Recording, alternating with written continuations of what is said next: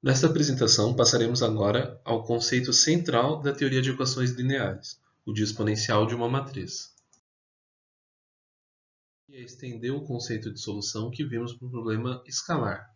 Então, se tínhamos um problema escalar, a solução era uma função exponencial multiplicada por um dado inicial.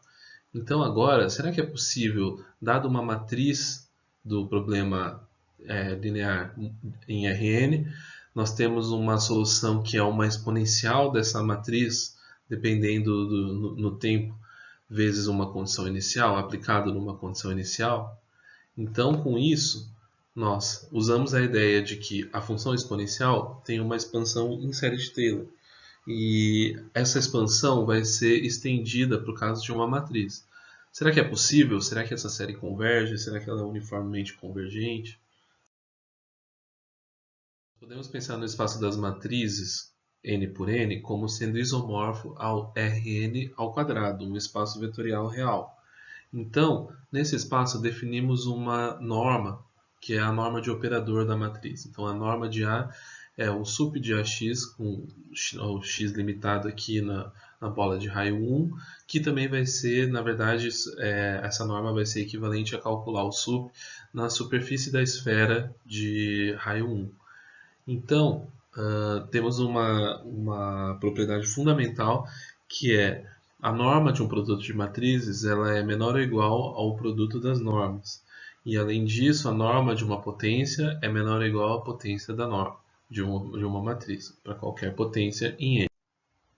Esse espaço euclidiano que possui soma de matrizes, multiplicação de matrizes, e possui uma norma também, ele é um espaço que nós vamos denotar de álgebra vetorial normada. A exponencial de uma matriz é a série dada por somatório de 1 sobre k fatorial vezes a elevado a k de 0 a infinito.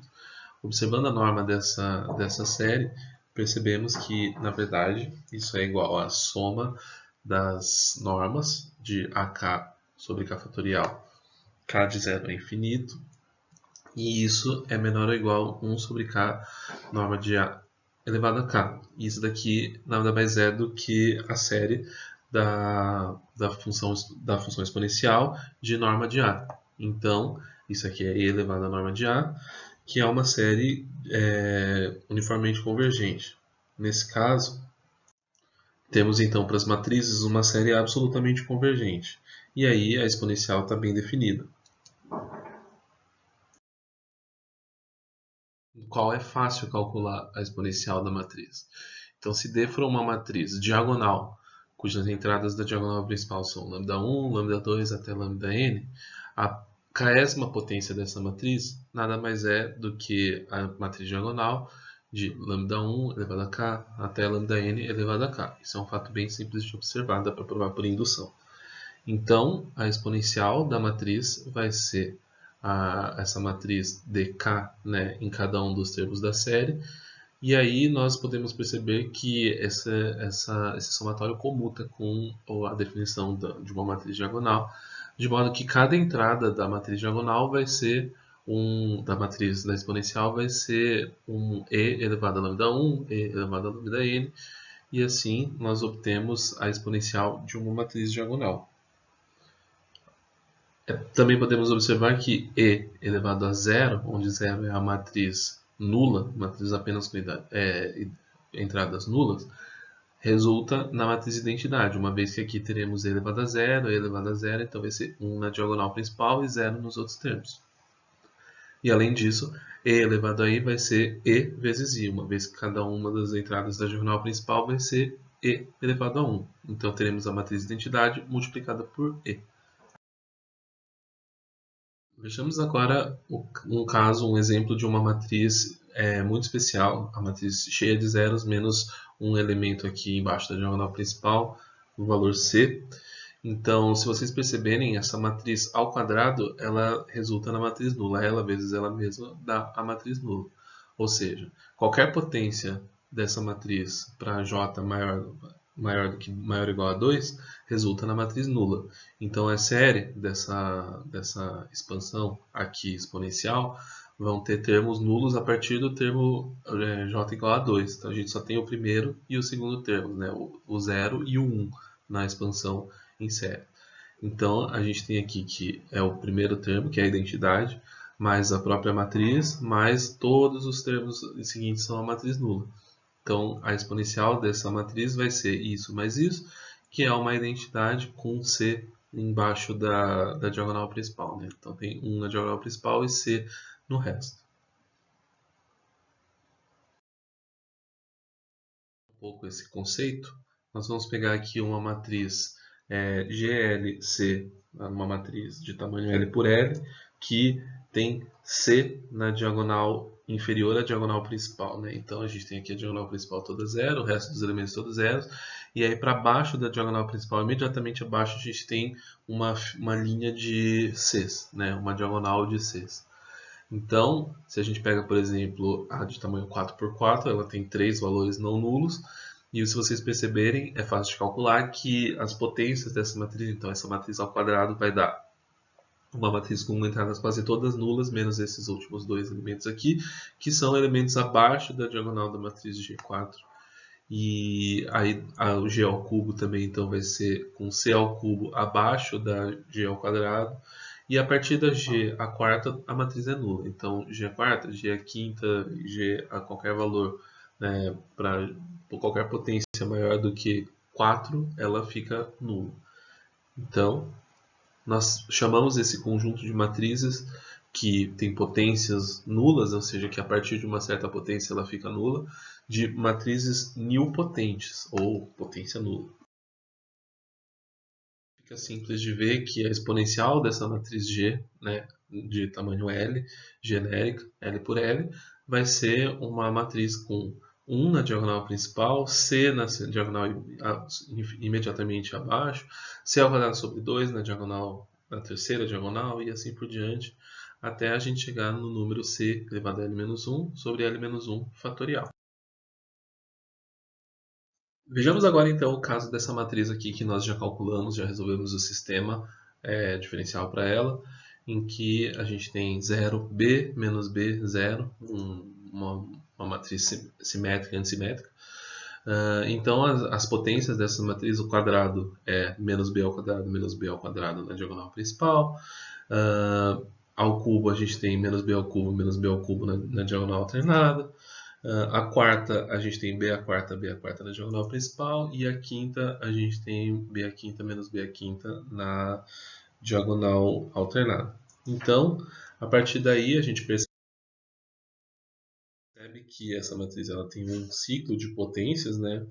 E aí a gente tem aqui que a potência par dela, então elevado a 2j, vai ser na diagonal principal o valor de b elevado a 2j, vezes menos 1 elevado a j, e a potência ímpar, né, elevado a 2j mais 1, a gente vai ter na diagonal alternada aqui com sinais trocados, b elevado a j mais 1, menos b elevado a j mais 1, vezes menos 1 elevado a j. E se vocês lembram, as séries do cosseno e do seno, elas têm essa alternância, né, essa alternância par ou ímpar. Então, essa matriz aqui, a gente percebe que, na verdade, então, a série vai convergir, na verdade, a série exponencial vai convergir para os valores cosseno de B, seno de B, menos seno de B, cosseno de B.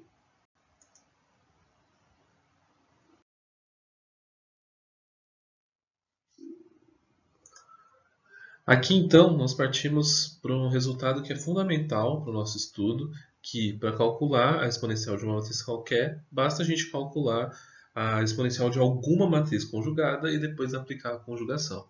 Então, se a gente tem A, B e Q matrizes de tamanho n por n reais, tais que AK igual a QB, ou seja, A é conjugada a B pela matriz Q, então E elevado a Q igual a Q vezes E elevado a B. É um fato muito interessante. Em particular, essas matrizes são conjugadas, então as matrizes EA e EAB também são conjugadas, né? Além disso, a gente pode usar a mesma matriz de conjugação que conjuga A e B para as matrizes E elevado a A e E elevado a B. Então, né, E elevado a A, na verdade, vai ser Q, E elevado a B, Q a menos 1. Esse teorema ela é bem simples, parte do pressuposto, né, de que na nossa hipótese AQ igual a QB. Então, A ao quadrado Q vai ser A vezes Q vezes AB, uma vez que a gente tem AQ igual a QB. E aí a gente pode trocar esse AQ por QB. Então, A ao quadrado Q é igual a Q vezes B ao quadrado. E assim por diante, também procedendo por indução, nós chegamos à conclusão de que AN vezes Q igual a Q vezes B AN.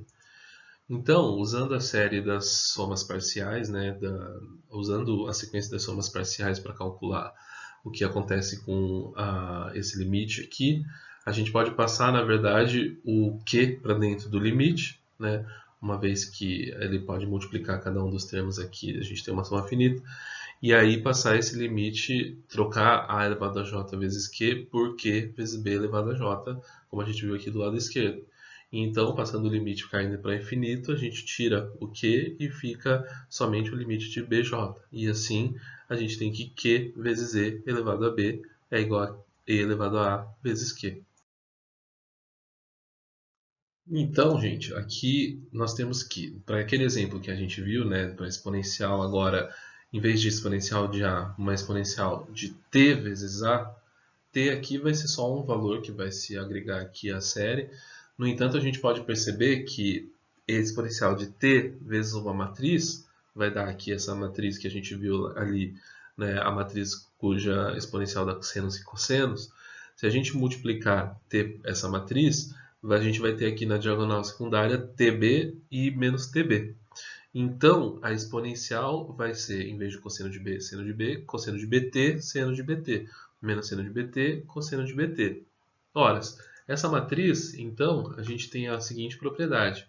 Se nós derivarmos essa função, agora encararmos essa exponencial aqui como uma função de t, a gente observa que a derivada, né, dessa matriz em relação a t, a gente obtém aqui menos b seno de bt, b cosseno de bt, b cosseno de bt, menos b seno de bt. E então, isso a gente pode observar que, na verdade, a gente pode colocar em evidência uma matriz 0b menos b0 e a própria exponencial, cosseno de bt, seno de bt. Verifiquem isso daqui, essas contas. Ou seja, a gente tem, então, que a derivada dessa matriz, dessa função exponencial aqui, vai ser esse valor aqui vezes e elevado a t vezes a matriz que a gente está utilizando para calcular a exponencial. Então, nesse caso, a gente tem uma relação muito fundamental, aparentemente muito importante, né? Uma vez que nós conseguimos definir essa série exponencial, em que a derivada se comporta mais ou menos como ela se comporta no caso escalar. Então, isso daqui nos mostra uma boa propriedade da exponencial de matrizes, né? Se a gente observar ela como uma função e elevada a t vezes uma matriz. Era a seguinte proposição. Então, dados uma matriz e um x0 no Rn, os caminhos no espaço das matrizes que levam R, no espaço das matrizes T, associa a uma matriz E elevada a T vezes A, e que associa R em Rn, associa a cada T um E elevado a T vezes A aplicado em um x0, esses dois caminhos são deriváveis. E as derivadas desses caminhos elas podem ser vistas a seguir. A derivada de e elevado a t vezes a é a e elevado a t vezes a. E a derivada em relação a t de e elevado a t vezes a x0 é a e elevado a t vezes a aplicado em x0. Vamos ver a demonstração desse teorema. Esse teorema, então, se baseia no cálculo de uma desigualdade em que nós escrevemos e elevado a ta menos i sobre t menos a. Isso daqui é igual a 1 sobre t, a gente passa para fora da norma, e elevado a ta menos i menos ta. Esse caso aqui, se a gente pensar na expansão em série de e elevado a ta, os primeiros termos são i e ta. Então é como se a gente estivesse tirando os dois primeiros termos da expansão em séries aqui. E um exercício, no primeiro exercício da lista, a gente consegue ver que a gente consegue majorar esse valor aqui por a norma de t ao quadrado e elevado a ta. É como se a gente tivesse feito um shift na série de e elevado a ta. Então fica como exercício para vocês essa demonstração aqui. A partir daí, então, nós temos que passando esse t para fora, então fica módulo de t, norma de a ao quadrado e elevado a t vezes norma de a, né? Aqui passando o t também para fora. Isso daqui é menor ou igual a t ao quadrado e elevado a norma de a, se t for menor do que 1, né? Se o módulo de t for menor do que 1. Agora, quando a gente escreve isso daqui, a gente pode pensar, né? Então vamos definir x de t como sendo e elevado a t, esse caminho aqui. A gente pode pensar que se x de 0 é a identidade, porque se a gente coloca 0 aqui, a gente tem e elevado a 0, que como nós vimos anteriormente é a identidade. Então o que está aqui dentro da norma pode ser visto como uma derivada, uma espécie de derivada uma derivada do caminho x de t em relação ao tempo zero, né? Então a gente tem aqui que, na verdade, isso daqui ele é menor do que uma constante vezes t. Agora, isso daqui está comparando a derivada do caminho x de t com esse valor. Logo, a gente tem que a derivada em zero, né? Esse daqui é o limite para t indo para infinito, para t indo para zero, é x de zero menos a, isso daqui fica menor que zero. Ou seja, nós concluímos que a derivada do caminho x em zero é a matriz A.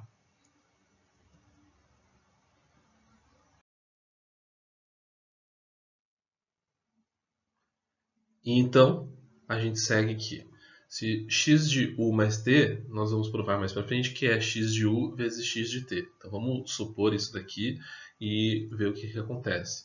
Então se a gente pega x de u mais t menos x de t, subtrai dos dois lados, né, essa igualdade, a gente pode colocar aqui, então, dividindo por u dos dois lados, pondo u diferente de zero, e colocar x de t em evidência à direita aqui. Então a gente tem que, aqui vai ficar x de u menos i dividido por u. Portanto, aqui, né, x de u menos i é x de 0 mais u menos x de 0. Então a gente pode ver aqui, isso daqui se aproxima de uma derivada no zero. Então,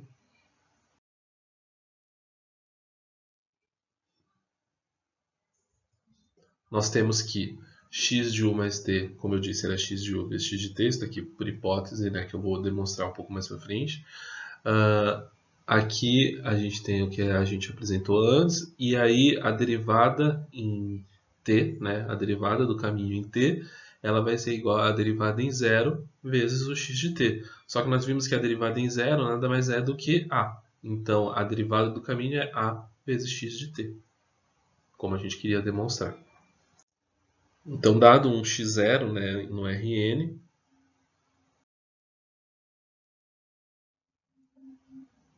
a gente tem aqui, então, para demonstrar essa igualdade, a gente vai ver o que acontece com a série de x de u mais t, né? Então seria e elevado a u mais t vezes a. E aí a gente pode ver que para cada termo j, isso daqui é t mais u elevado a j vezes a elevado a j. A gente pode colocar o a como uma matriz em evidência e vai sobrar o t mais u elevado a j.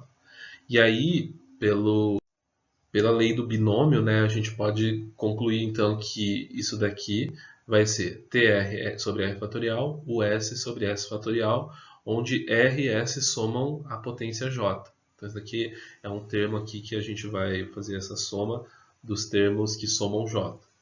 E assim, a gente obtém que esse 1 sobre J fatorial TA mais o A elevado a J é igual ao somatório de TR sobre R fatorial A elevado a R, o S sobre S fatorial A elevado a S, onde S mais R é J. Isso daqui nada mais é do que o produto de Cauchy das duas séries que são absolutamente convergentes.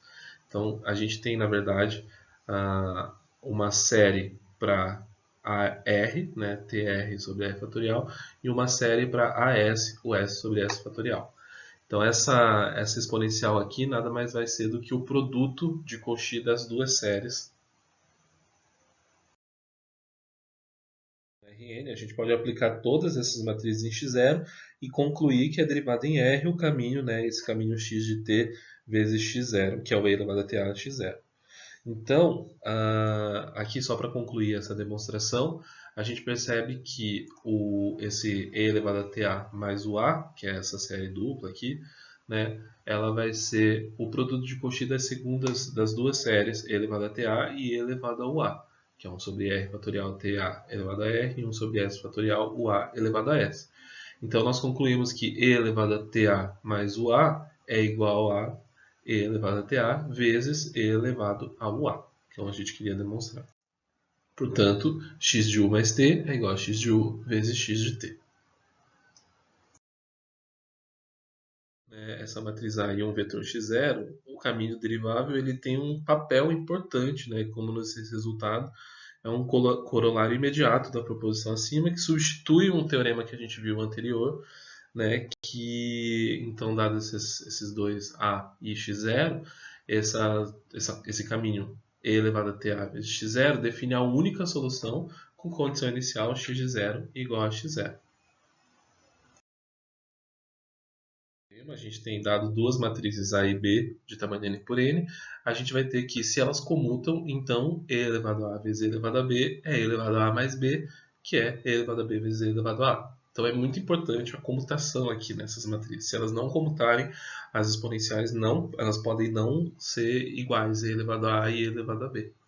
E também pode não ser igual a e elevado a mais b. E se a matriz e elevado a é invertível, então a inversa de e elevado a é e elevado a menos a. Que bom que essa propriedade aqui da inversa ela é preservada para a exponencial de matrizes. A demonstração ela é bem simples, ela é evidente a partir de se as matrizes comutam, então b vezes ta é igual a ta vezes b, e assim b e elevado a ta é igual a e elevado a ta vezes b. Logo, a gente tem que dado um x0 em Rn, a gente define essa função x de t igual a e elevado a ta e elevado a tb vezes x0 e vamos ver que ela coincide com a solução do nosso problema linear. Se ela coincide, ela deve ser igual.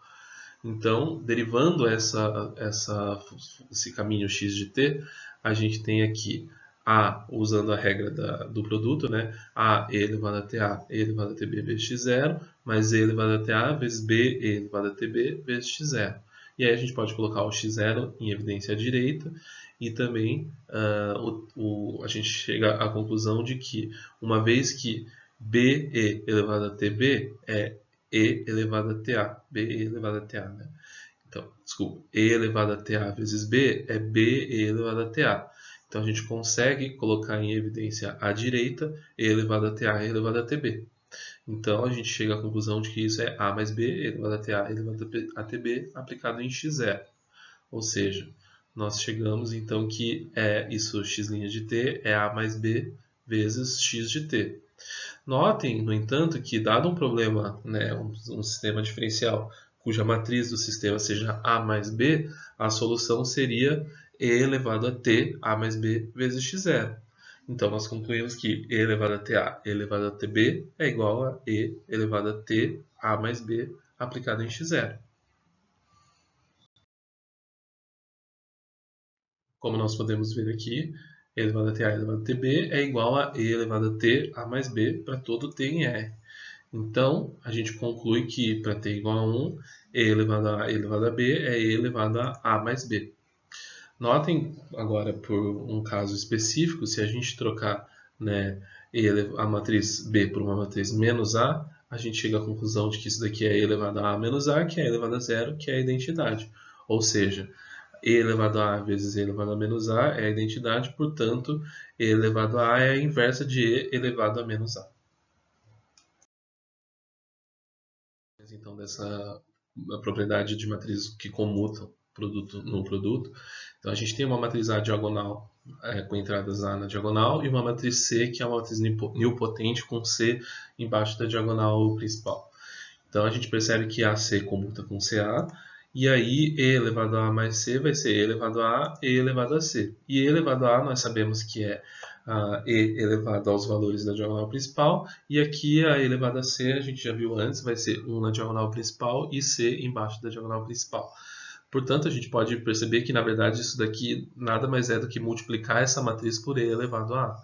Então, E elevado a A mais C vai ser E elevado a A, 1 e C embaixo da diagonal principal, como a gente já tinha calculado antes.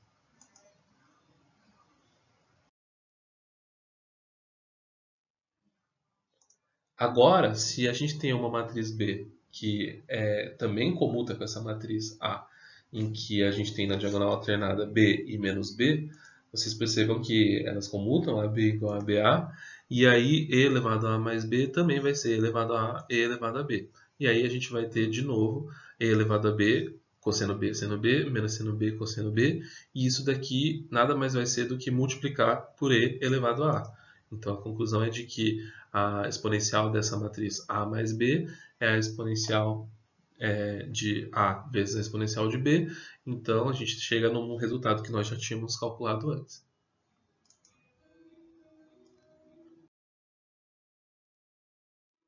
Agora, dada essas estruturas de matrizes, né, tanto a matriz cujas entradas são diagonais, aliás, só tem entradas não nulas na diagonal, e a gente percebe que resolver o sistema diferencial com essa matriz e condição inicial x de 0 igual a x de 0 resulta numa solução que a gente já tinha calculado antes e, aplicando o que a gente acabou de ver, vai dar uma exponencial como era de se esperar. A gente resolveu o sistema individualmente, mas se a gente calcular a exponencial da matriz t vezes a, a gente chega nessa solução. E elevado a lambda 1t e elevado a lambda 2t na diagonal principal. Mesma coisa para a matriz cujas entradas na diagonal são um alto valor repetido e um embaixo dessa diagonal, a gente chega na solução que nós já tínhamos calculado. Então, essa exponencial dessa matriz vezes t é isso daqui. E, por fim, se a gente tem, então, uma matriz cujas entradas são AB menos BA, a gente tem que a exponencial dela a exponencial dela vezes t é e elevado a t, e essas entradas de senos e cossenos. Então, as exponenciais de matrizes, elas acabaram generalizando o que a gente já tinha visto para cada um dos casos, né, de classes de conjugação para as matrizes que nós estudamos caso a caso. Então, a gente pode perceber que essa exponencial está generalizando aí o conceito de solução para sistemas lineares, como era o que eu queria apresentar para vocês desde o início do vídeo. A conclusão é, se a gente quiser resolver uma equação diferencial x' igual a x com uma condição inicial, a gente tem que só entender o que é e elevado a ta, porque a solução vai ser dada por e elevado a ta aplicada em x0. Por enquanto a gente viu só para as matrizes 2 por 2, com as diferentes formas canônicas de Jordan, né, com suas classes de conjugação, mas agora, a partir daqui, a gente vai ver, aplicando o teorema da decomposição de Jordan para matrizes n por n, como a gente calcula a exponencial de qualquer matriz. E aí, finalmente, resolver explicitamente a equação x' igual a x em Rn para uma matriz A qualquer. Então, até a próxima. Muito obrigado por assistir.